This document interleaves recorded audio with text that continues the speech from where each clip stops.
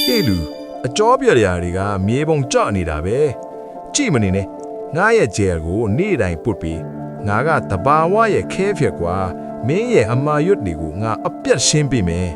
အသားကမွဲချုပ်နေလိုက်တာလျော်ဖွက်ထားတဲ့အဝတ်စုပ်ကြနေတာပဲ